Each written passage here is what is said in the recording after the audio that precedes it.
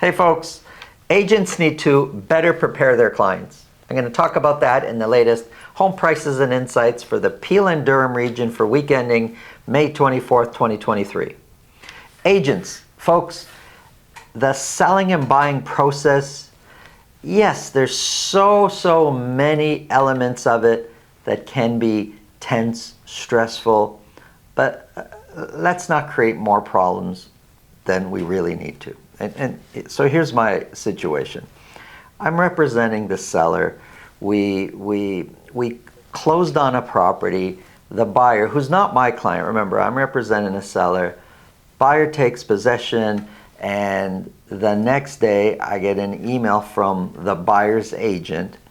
There's about 10 things on this email, 10 points that they're complaining about. That, you know, this isn't right, that isn't right, can you fix this, can you fix that?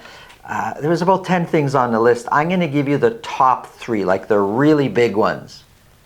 1, the wall mount that were removed. We were supposed to take the wall mounts. The seller was keeping the wall mounts, but there was holes in the wall. Why didn't we repair the holes from the wall mount?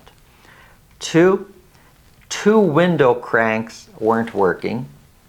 And 3 garbage bins were removed. Those are the big ones in a list of 10 things that the buyers weren't happy with. But they wanted us to rectify this now. So I called the agent and I said, are you serious? Like, you know, your clients know they're buying a used house, right? He says, yeah, but Santo, you know, these things are really bothering them. They're so upset. I go, they're upset? Really? For that? Part of my responsibility is to let my client, the seller, know of these communications. So I said, look, they're complaining about these things. I'm letting you know. But I also kind of know the answers that I'm going to give the buyer. So I replied back. The wall mount, it was written in the agreement that we were taking the wall mounts, but there was nothing written in there that the seller was going to repair the wall. The garbage bins, I did ask my client, actually, the seller, you know, you took the garbage bins. They said, yeah, we took the garbage bins. We just bought them not too long ago. They were brand new. We thought we could use them at our new place. That's it. Okay. And then the window cranks, my client, the seller, said, yeah, some of the window cranks are a little finicky. They all work, but some of them are a little finicky. Santo, the house is 25 years old. What do you expect? That's what my client told me. So when I responded, I dealt with all the points. And then I phoned the buyer's agent. I said, listen, your clients know they bought a used house, right? Why are these things such a problem for your clients? Like, they're no big deal. There's nothing complicated in any of these. So my clients took the garbage bins. Well, you want them to drive back, and garbage bins weren't, you know, technically included anyways. Why don't you just go to Home Depot, I told the buyer's agent, and why don't you just buy them a garbage bin? Like, what's the big deal? And he says, oh, they're really upset. And, you know, look, the buyers, they could be definitely, they sound like very finicky, very, you know, oh, it's got to be like this, it's got to be perfect. So the buyers may be a little bit too much on that side. But I blame the realtor for this, for not preparing their clients that, hey, you're buying a used house. Things are not going to be 100% perfect. There's going to be things, especially, you know, you see the house all furnished, then you close, you move in, and you take possession and it's totally empty. It's not going to be perfect. There's going to be things you didn't notice. These things happen. But it's part of the realtor's responsibility to prepare their clients, both sellers and buyers. Here's the process. Here's what you can expect. Here's how we can deal with things.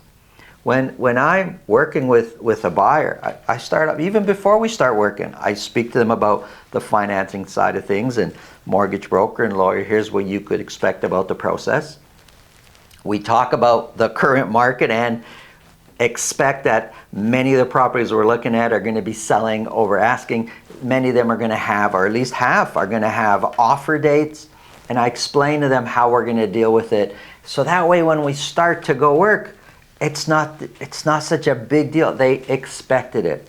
When we do a home inspection, I say, hey, home inspector is going to find problems. Rest assured, every single time there's going to be some problems. The question is, what kind of problems? Are they big deal-breaking problems, or is it, hey, you know what? The window could use some caulking, and this needs to be fixed a little bit here, and that needs to be fixed there.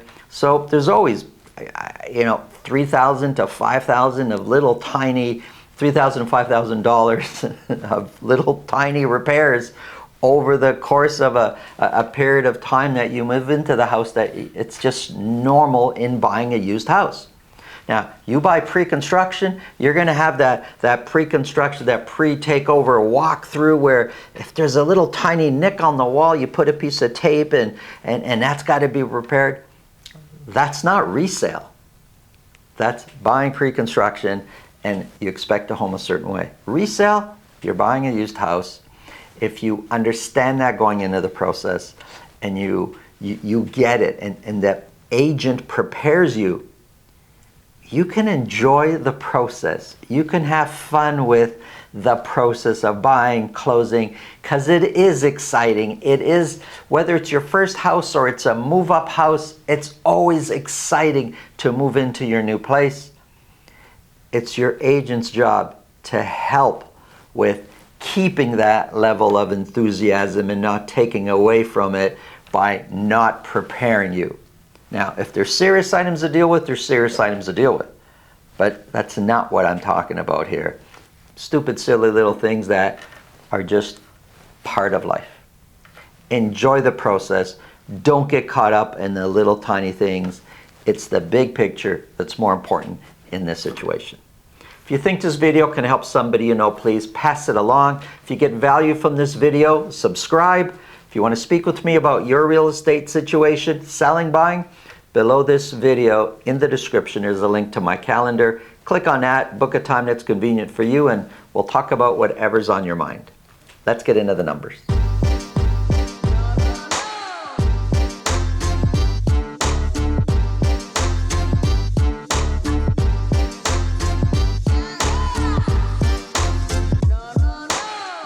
Folks, where is this market headed? Things could get ugly if we stay on the trends that we're on right now. Which trends? I'm going to show you. Months of inventory has been trending up in most areas. And if that continues, we're going to see prices trending down. And we are already seeing that in many areas. Active listings, the amount of properties available for sale, has been trending up. Sales in general, volume, has been trending down. The amount of offers, we can see the amount of offers being put on properties has been trending down the last 3-4 weeks. All this combined kind of shows that we're headed in one direction.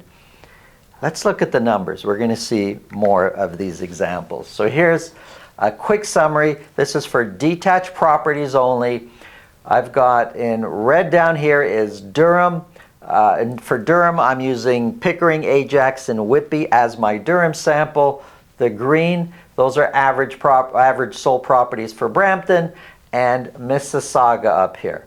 Now, prices did go up in the Durham region and for Mississauga week over week. This is for week ending May 24th. Mississauga, average prices have been coming down. And previous, the white space here, the difference between, or the gap between Mississauga average sold price and Brampton average sold price, that gap was widening over here. For the last 3 weeks, that gap has been becoming smaller. So the difference between Mississauga and Brampton has been shrinking. We were just 3 weeks ago at $357,000, the difference in average sold price. We're now at, it's $100,000 less, at $249,000. Big difference in just 2-3 weeks. Let's start off with Mississauga. Sales came way down. 58 detached properties were sold for week ending May 24th. We did have a public holiday in the middle of that. It was a long weekend. Hope you had a great time, but it was a long weekend. And we know every long weekend, every public holiday, it seems that we take a dip in sales for that week. So maybe it's that. We'll see what happens over the next few weeks. But sales came way down. The amount of property selling at $2 million or more came way down by more than half from the previous week. Six properties were sold at $2 million or more.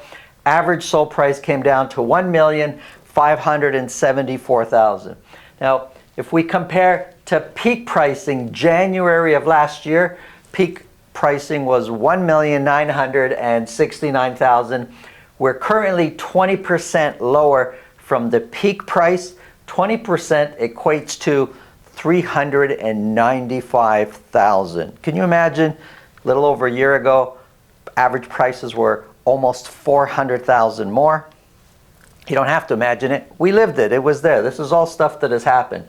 But if I kind of look back, our low pricing when we had the lowest, and I've taken a month as an average, so it's not just the 1 week just because of the way numbers work on a weekly basis, but if I take the month average, our low was October last year. The average was $1,391,000. We are currently 13% higher, not lower, we're higher than we had our lowest month last year. And it's $183,000 more. We're higher now than when we had our lowest period. And this is for Mississauga only, for detached properties. We were working with a client, a buyer that was looking to buy, and it was around October, November last year. We put in an offer on a property. We were negotiating back and forth. We were really, really close to to actually getting our offer accepted. At the end, our client decided, you know what, maybe this is not the right time. And pulled out, decided that they weren't going to buy with all the uncertainty and what was happening and thinking prices were going to come down. They pulled out. They're not going to buy. We spoke a little while ago. That house that they were looking to buy, it actually never ended up selling and was relisted this year at the same price it was listed October last year. Only this time, same price, but with an offer date, ended up selling $120,000 more than what they were listed at down here, that the price that we were looking to buy. So this is, real life scenarios with the market and the way they change. $1,574,000 is 2% less than where the average price was a year ago. The median price is 5% higher than where it was a year ago. Median price is 1,527. The dotted line, that's a 4-week moving average to smoothen out the trend. It makes it easier to spot a trend. Both average price and median price, it's pretty clear they've been trending upwards. 58 were sold, we said that, and 66% of those sold at list price or more. And that percentage has been trending up. I'm not sure how much longer that's going to continue, because we are seeing fewer offers being put on properties. Listings. I'm looking at the orange numbers right now. The blue, that's comparing to last year's listing. But if we look at the orange, listings have been going up, but for now they're starting to come down again. So it is the spring market. We would be expecting more. But you know what? It seems the last 3-4 years, spring has not really happened for us. So maybe we're going to see the same thing that happened the last few years, that spring is actually, and then the summer is kind of dead. Let's see what happens. Months of inventory, it's up. It went from 0.8 to 1.2 months of inventory. And we're seeing this trend in a lot of other areas also. So that's Mississauga. Let's look at Brampton. 76 detached properties were sold. Only one sold at $2 million or more. Average sold price went up a bit to $1,325,000. Compared to the peak, Brampton is also, same as Mississauga, 20% lower than peak pricing. 20% in Brampton equates to $329,000 lower than peak pricing. October was also the low month for Brampton. Average in October was 1,163,000.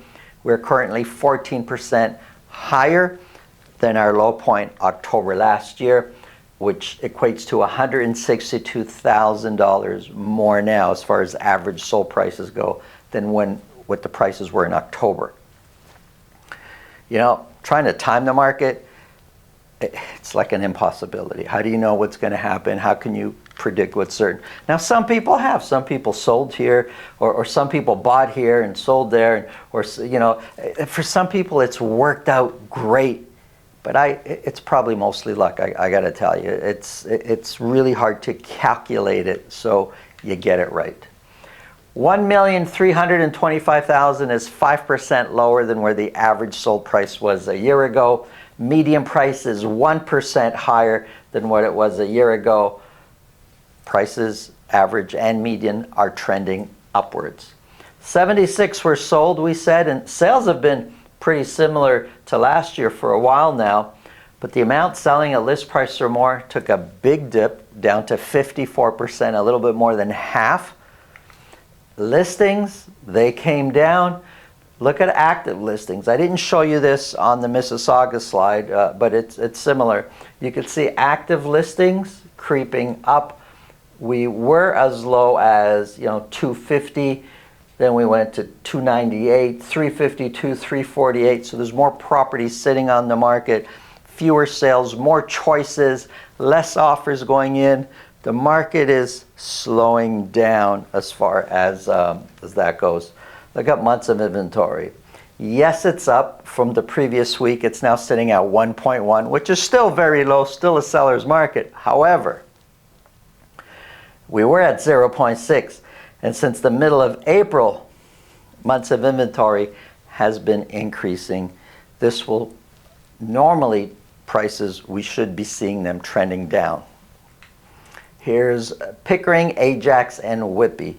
49 detached properties were sold, way down from the previous week. 3 of those were at $2 million or more, which is one of the better weeks. Average sold price did climb up a bit to $1,260,000. 1,260 is 17% lower than peak pricing of 1,517, which is 257,000 lower than peak pricing. Compared to last year, 1,260,000 is 1% lower than last year's average sold price. So we're pretty much there where we were a year ago price-wise. Median price is 4% higher. So if you've been listening, Mississauga, Brampton, and Pickering, average price is just a little bit lower than what it was a year ago. But for all 3 areas that I'm talking about here, median price is higher than what it was a year ago. In this case, it's 4% higher, and median and average price are trending up. 49 were sold, 76% sold at list price or more. Listings are down a bit, but active listings are increasing much more than the difference just in regular listings. There's 188 active listings as of week ending May 24th, 188 properties, detached properties, sitting out there, not sold. Months of inventory went from 0.5 to 0.9. We were as low as 0.4. It's starting to climb, months of inventory. Here's condos. This is for all of Peel region. No surprise, sales dropped. We sold 49 condos. 2 of those were at $1 million or more. Average sold price of $658,000. $658 is 1% higher than where we were a year ago. Median price is 3% lower than where we were a year ago. So condos versus detached freehold, it's kind of like the reverse as far as percentages go here. And what's happening? Well, if we look at the dotted line, it kind of shows over the last few weeks prices trending down, but this 1 week prices shot up. And when you look at that, we're going to see those numbers change a bit. 49 were sold, little over half, 53% sold at list price or more.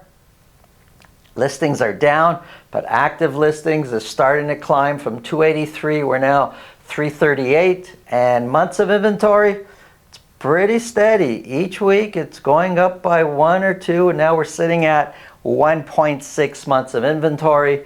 With that climb, we're going to see prices continue to come down. Now, if all of a sudden months of inventory starts to drop and come down, then we'll see prices go up. But this is what's happening right now. It's starting to trend down in all sorts of different aspects and different data points.